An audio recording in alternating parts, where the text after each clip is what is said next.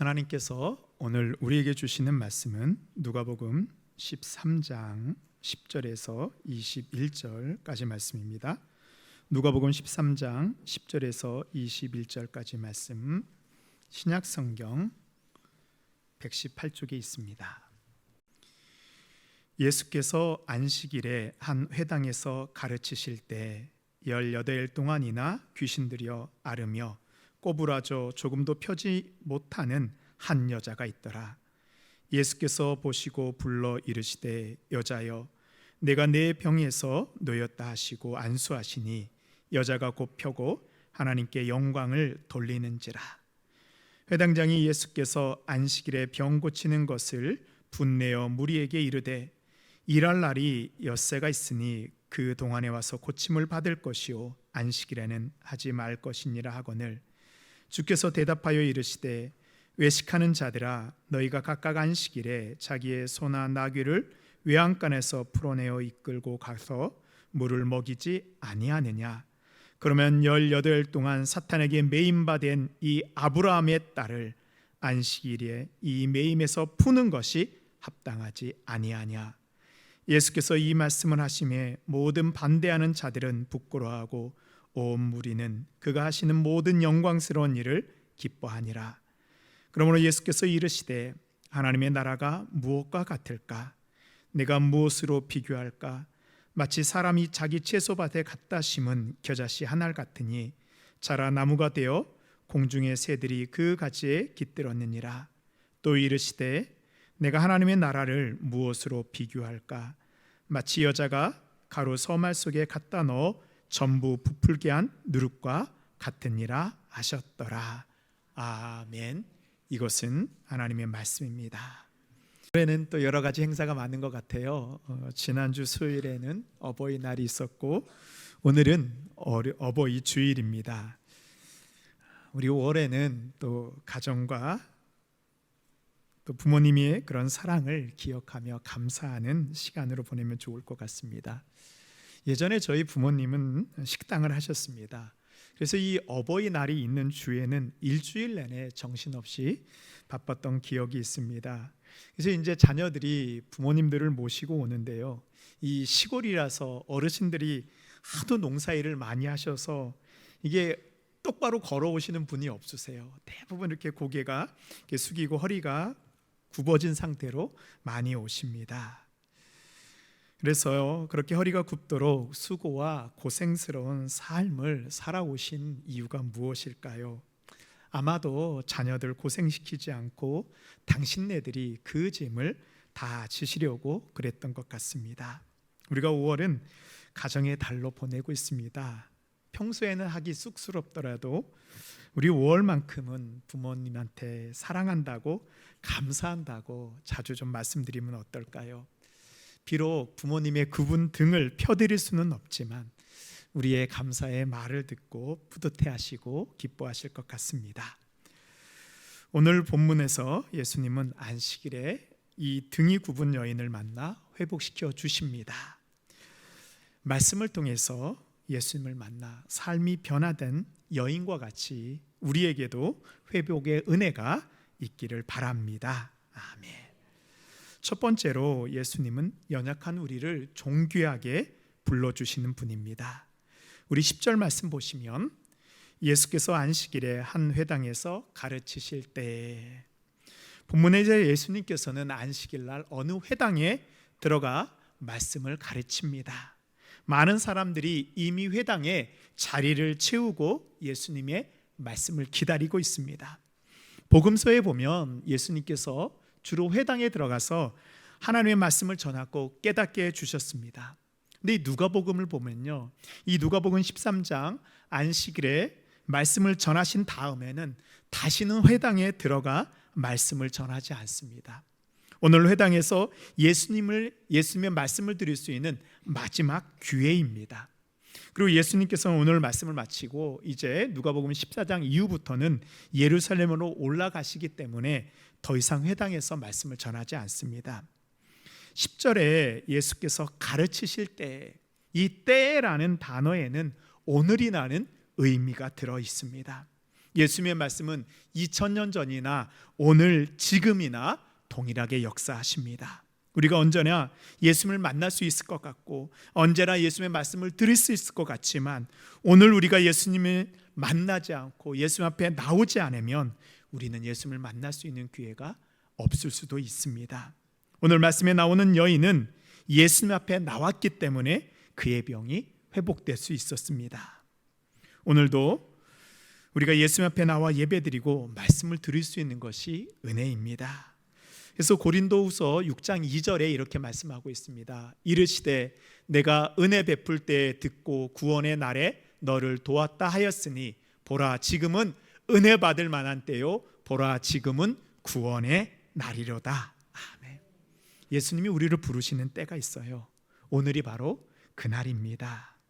예수님이 우리에게 은혜 베푸시는 날입니다. 우리가 오늘 말씀을 나에게 주시는 말씀으로 받을 때 구원의 날이 우리에게 임할 것을 믿습니다. 아멘.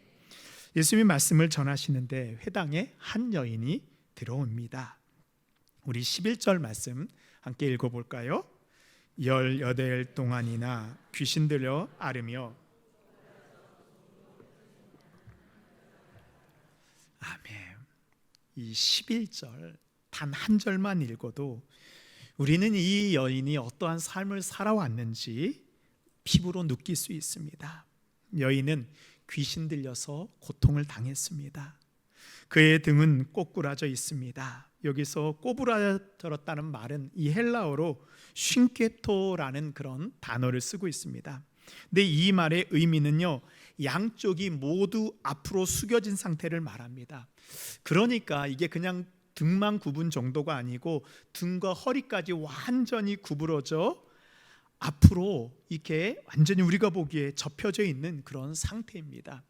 근데 이 쉰케토라는 이 구부러져 있다라는 말은요, 성경 전체에서 단 요 11절에만 쓰이고 있었습니다. 왜 그러냐면 의사였던 누가는 이 병을 구체적으로 표현하는 단어를 사용한 거예요. 그래서 이 단어는 성경에선 찾을 수 없고 다른 이 헬라어 문헌에서 보면 이 꼬부라져 있다라는 말은 어떤 의미냐면 큰 짐에 눌려서 2번 휘어져 있다라는 그런 의미를 가지고 있습니다. 한 번도 아니고 2번이나 휘어져 버렸다라는 것은 도저히 회복될 수 없는 이 여인의 불가능한 상태를 보여주고 있습니다. 도대체 얼마나 큰 짐을 지고 있었기에 그녀의 등은 저렇게 되었을까요? 아마도 귀신 들여 앓는 동안 그녀는 가족과 사람들과의 관계가 다 깨어져 버렸을 것입니다. 또한 귀신이 그녀를 괴롭게 하여 그녀의 영혼뿐만 아니라 몸까지 모두 만신창이로 만들어 버렸을 것입니다. 이런 망가진 시간이 한 해, 2해도 아니고 18해입니다. 그렇게 내던진 인생 속에 그녀는 모든 것을 포기하고 체념하며 살고 있습니다. 그러나 그녀가 예수님에 대한 소식을 듣게 됩니다. 예수님께서 귀신을 쫓아내시고 안 못 보는 자를 보게 하고 저는 자를 걷게 하시는 이야기를 들은 여인의 마음에 희망이 생겼습니다. 더 놀라운 것은 그 예수님이 우리 마을에, 여인이 살고 있는 마을의 회당에 오신다는 소식입니다. 여인은 그동안 자신의 부끄러운 모습 속에서 사람들에 보이지 않게 집 안에서만 지냈을 것입니다. 그러나 오늘 예수님을 만나기 위해서 회당으로 가야 합니다. 안식일 아침 여인은 용기를 내어 집 밖으로 나와 회당으로 향합니다. 유대인들은 안식일 날이 되면 모든 일을 하지 않고 회당에 모여 하나님께 예배드리고 하나님의 말씀을 듣습니다. 하나님이 주신 안식을 누립니다. 그러나 이 여자에게 이 18 동안 안식일은 안식이 아니고 하나님에 대한 원망과 고통의 날이었습니다. 하지만 오늘은 다릅니다. 예수님을 만나는 안식일은 이 여인에게 새로운 소망을 주는 날입니다. 유대인들은요, 안식일에 일을 하지 못하도록 하기 위해서 여러 가지 규정을 두었는데요, 하루에 걸어갈 수 있는 거리도 정해놨습니다. 우리로 치면 한 2-3km 정도만 걸어갈 수 있습니다. 여인이 있는 집에서 그 회당까지는 아마 길어야 3km 정도일 것입니다. 성인이 한 3-40분 걸으면 충분히 도달할 수 있는 거리지만 등이 완전히 굽어져 있는 여인에게는 다른 사람보다 몇 배의 거리일 것입니다. 그 마을 사람들은 그녀가 누구인지 모두 알고 있습니다. 귀신 들리고 등이 꼬부라진 여인을 보며 불쌍히 여기보다는 하나님께 죄를 짓고 저주받아 저렇게 되었다고 그 여인을 멸시하였을 것입니다. 그녀가 하나님의 말씀이 선포되는 회당에 나타나자 모두가 그녀를 쳐다봅니다. 불행인지 다행인지는 모르지만 그녀는 꼬꾸라진 허리 때문에 사람들의 얼굴을 쳐다보지 못하고 땅만 바라보고 있습니다. 이런 여인의 모습을 누가는 조금도 펴지 못한다라고 묘사하고 있어요. 이 누가는 의사이기 때문에 이런 부분을 아주 잘 묘사합니다. 조금도 펴지 못하는 여인의 등은 그녀의 고통이 현재 진행형이라는 것을 보여주고 있습니다. 과거로부터 지금까지 여인은 한 번도 고개를 들지 못하며 땅을 보며 빛이 없는 절망 속에 있습니다. 그러나 여인은 오늘 회당에 나와 이렇게 예배의 자리에 있습니다. 이렇게 조금도 펴지 못하는 여인의 모습 속에서 때로는 우리의 모습을 보게 됩니다. 굽어버린 우리의 인생의 길을 보게 됩니다. 무너질 듯 위태한 가정, 잃어버린 건강, 열심히 일해도 수고와 고통뿐인 직장, 다른 사람에게는 말할 수 없는 어려움과 고통이 우리를 옴짝달싹할 수 없게 만들어 버립니다. 그러나 우리도 하나님 앞에 나와 지금 예배의 자리에 있습니다. 이 자리가 바로 여인이 있는 간절함의 자리입니다. 예배의 자리에 있다는 것은 이제 하나님의 은혜가 그 여인 가운데 있다라는 약속을 보여주고 있습니다. 회당에서 말씀을 전하시던 예수님의 눈길이 이제 그 여자를 주목합니다. 예수님의 눈길을 따라 모든 사람들이 여자가 선 쪽에 고개를 돌립니다. 모두들 오지 말아야 될 사람이 온 것 같은 표정으로 바라보고 있습니다.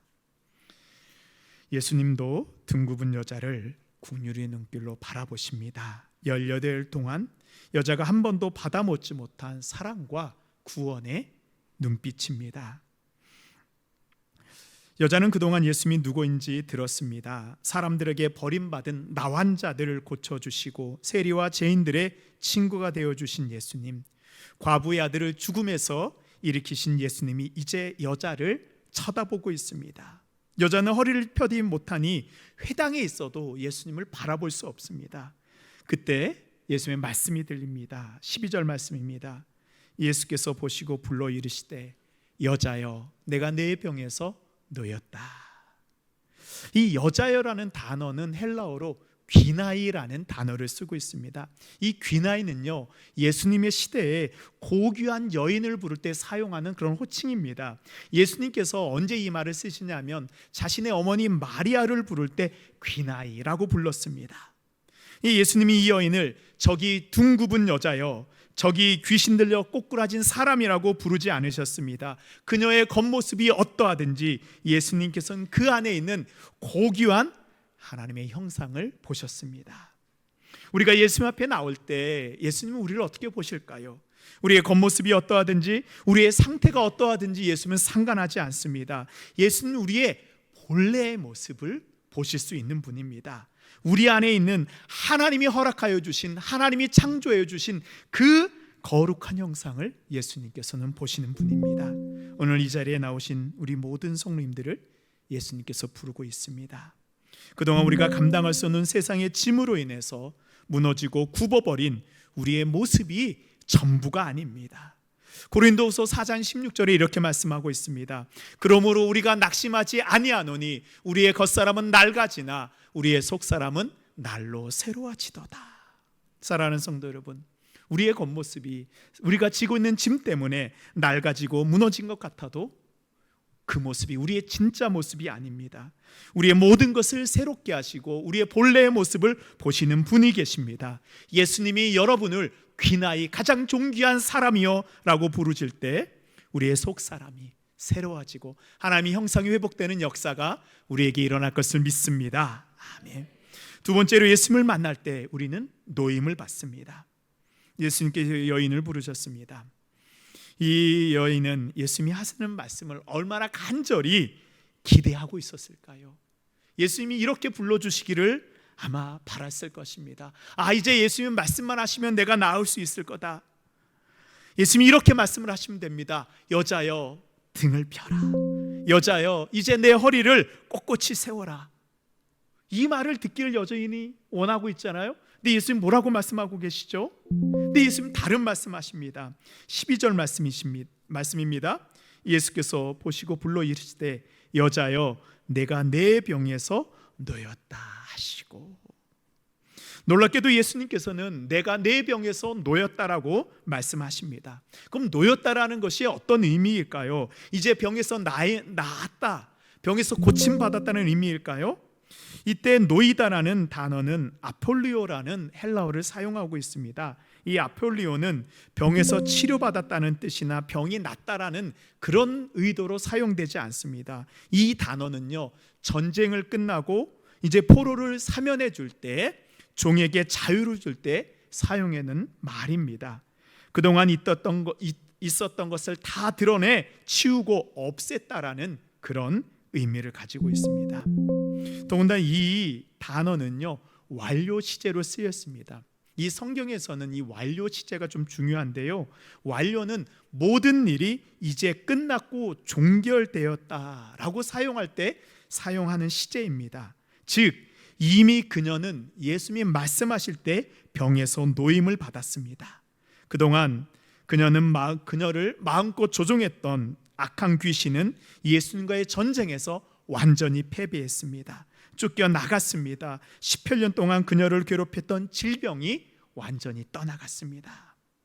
그녀의 인생을 2번이나 휘게 만들어버렸던 모든 짐들이 이제 벗겨지고 이제는 자유를 얻게 되었습니다.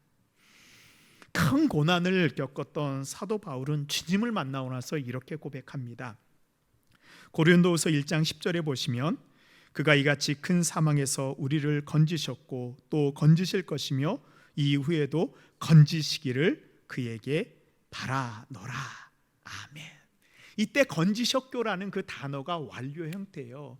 이미 주님을 만나면요, 이 큰 사망에서 주님이 우리를 이미 건져주셨습니다. 지금도 건져주시고 앞으로도 건져주실 것입니다. 예수님이 우리를 위해서 하시는 일이 무엇일까요? 히브리서 2장 15절에 보면 이렇게 말씀하고 있습니다. 또 죽기를 무서함으로 한평생 매어 종노릇하는 모든 자들을 놓아주려 하심이니, 종노릇하는 우리를 예수님께서 놓아주려고, 완전히 해방시켜 주려고, 완전히 떠나게 해주려고 우리에게 오셨습니다. 예수님이 이 여자를 모든 병에서 노임받게 하여 주신 것 같이 예수님께서는 우리의 모든 문제와 어려움에서 우리를 이미 노임받게 하여 주셨습니다. 우리의 가정, 우리의 건강, 우리의 기업, 우리를 공격하고 억누르는 사탄의 세력으로부터 이미 우리는 노임을 받아 회복된 것을 믿으시기 바랍니다. 아멘. 주님이 말씀하실 때 이미 우리에게 이루어졌습니다. 그래서 히브리서 2장 18절에 보면요, 그가 시험을 받아 고난을 당하셨은즉 시험 받은 자들을 능히 도우실 수 있느니라. 이제 예수님이 말씀하셨으면 어떤 일이 일어나야 될까요?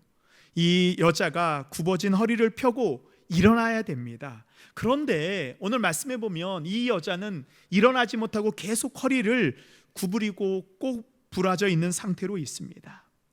한 번도 허리를 펴보지 못한 여자에게 일어나는 것은 쉽지 않은 일입니다.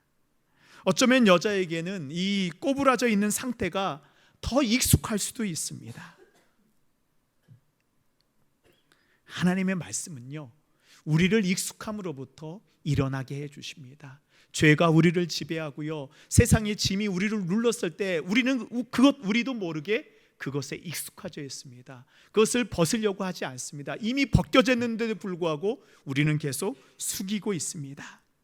우리에게 예수님의 말씀이 이미 임하여지고 이루어졌음에도 불구하고 이 여자와 같이 우리도 일어나지 못하고 그냥 그 자리에 계속 꼬부라져 있는 상태로 있을 때가 있습니다. 그러나 그것은 우리가 회복되어지 않아서가 아닙니다. 예수님의 말씀이 능력이 없어서가 아닙니다. 아직 주님의 손길이 더 필요하기 때문입니다. 여인에게 아직 일어날 힘이 부족합니다. 그때 예수님께서 여인에게 다가오십니다. 우리 13절 말씀 함께 읽도록 하겠습니다. 시작. 안수하시니 아멘. 예수님께서 어떻게 하세요? 이미 여자가 병에서 고침받고 귀신의 그런 억압에서부터 해방되었음에도 불구하고 이 여자는 아직 허리를 펴지 못하고 있습니다. 예수님께서 친히 이 여인을 안수하십니다. 이때 이 안수한다는 단어는 한 손이 아니고 두 손으로 꽉 잡아준다라는 그런 의미를 가지고 있습니다. 예수님의 두 손이 여인을 꽉 잡아 일으키십니다. 예수님께서 여자에게 힘을 주십니다. 땅만 바라보며 힘없이 살고 있던 여자의 등은 펴지고 굳어졌던 허리가 펴지며 이제는 땅이 아닌 하늘을 바라볼 수 있는, 예수님을 바라볼 수 있게 되었습니다. 이때 여인의 허리가 펴졌다라는 단어는요, 헬라어로 아노르도노인데요, 이것은 단순히 상체를 편다라는 의미만 있는 것이 아니고 완전한 상태로 회복되었다, 부서진 장막을 다시 재건한다, 본래의 위치로 복원한다, 원래의 상태로 회복시킨다라는 뜻을 가지고 있습니다. 예수님의 손길이 그동안 무너졌던 여자의 육체를 다시 회복시키십니다. 상처받았던 여인의 마음을 다시 일으켜 세워주십니다. 그녀의 부서진 삶을 다시 회복시키시는 예수님의 손길입니다. 본래 하나님의 창조하신 그 형상이 이제 이 여인에게 다시 임하여졌습니다. 안식의 자리로 돌아오도록 주님이 이 여인을 이끌어 주십니다. 단순히 여인의 몸이 꼿꼿한 상태로 펴진 정도가 아니고요, 하나님의 형상으로 재창조되었습니다. 이것이 바로 예수님이 우리를 안수하시는 손길입니다. 예수님이 우리를 안수해 주셔야 돼요. 예수님이 우리를 안수하실 때 우리에게도 이런 역사가 일어납니다. 이 여자는 하나님께 찬양을 돌립니다. 아마 이 시편 34편에 찬양을 드렸을 것입니다. 시편 34편 4절입니다. 내가 여호와께 간구하며 내게 응답하시고 내 모든 두려움에서 나를 건지셨도다. 그들이 주를 앙망하고 광채를 내었으니 그들의 얼굴은 부끄럽지 아니하리로다. 이 공고한 자가 부르짖음에 여호와께서 들으시고 그의 모든 환난에서 구원하셨도다. 아멘. 오늘 주님 앞에 예배드리는 우리 가운데 이 18일 동안 무거운 짐에 쓰러져 있는 영혼이 있을지도 모릅니다. 이 18해는 상징적인 숫자일 뿐 어떤 사람은 이보다 더 오랜 시간 동안 고통 가운데 살아오신 분도 있을 수 있습니다. 그러나 이제 주님께서 우리에게 오셔서 주님의 두 손으로 우리를 안수해 주시는 것을 믿으시기 바랍니다. 우리의 굽어진 모든 것들을 펴주시고 회복시켜 주실 것입니다. 아멘. 주님이 오늘 이 자리에 이곳에 계셔 우리를 회복시켜 주십니다. 마지막으로 우리는 하나님의 딸, 하나님의 아들, 하나님의 자손입니다. 우리 16절 말씀입니다. 함께 읽겠습니다. 시작. 그러면 18일 동안 사탄에게 매임받은 이 아브라함의 딸을 안식일에 이 매임에서 푸는 것이 합당하지 아니하냐. 아멘. 예수님께서 이 여자를 뭐라고 부르고 있어요? 아브라함의 딸이라고 부르고 있습니다. 아브라함의 딸이라는 표현은 하나님의 복을 받은 언약의 자손이라는 의미입니다. 아무도 이 여자를 아브라함의 자손으로 부르지도 않고 그렇게 보지도 않았습니다. 도리어 이 회당장은 안식일에 예수님께서 이 여인을 매임에서 풀어주는 것, 병에서 고쳐주는 것이 합당하지 않다고 비난하고 있습니다. 안식일에 병을 고치는 일을 하여서 율법을 어겼다고 예수님을 공격하고 있습니다. 하나님은 우리를 회복시킬 때에도요, 우리에게 이런 시험이 올 수도 있습니다. 그러나 안식일의 진정한 역사는 우리를 회복시키시고 고치시는 데 있습니다. 우리가 주님 앞에 나올 때, 주님이 우리를 부를 때, 다른 사람이 우리에게 뭐라고 하든 다른 사람의 말과 다른 사람의 행동에 우리의 마음이 흔들려서는 안 됩니다.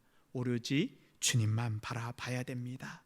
사탄은요, 우리가 하나님의 자녀인 것을 잊게 만듭니다. 우리가 얼마나 영광스러운 존재인 것을 기억하지 못하게 만듭니다.